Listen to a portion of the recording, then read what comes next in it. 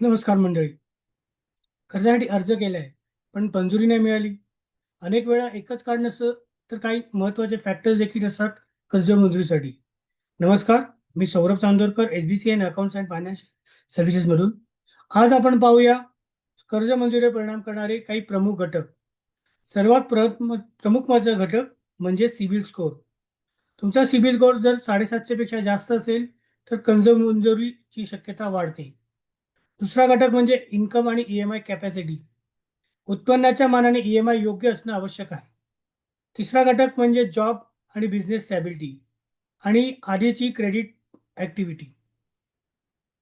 तसेच योग्य डॉक्युमेंट्स, चालू कमी कर्जे आणि बँकेची पॉलिसी हेही कर्ज मंजुरीवर परिणाम करतात. म्हणूनच कर्ज मंजुरी हे नशिबावर नाही, तर योग्य ॲनालिसिसवर अवलंबून असते. यासाठी तज्ज्ञ सल्लागारांना नक्कीच संपर्क करा. पुन्हा एकदा मी Saurabh Chandorkar, SBC accounts and financial services, opening doors to future. Thank you.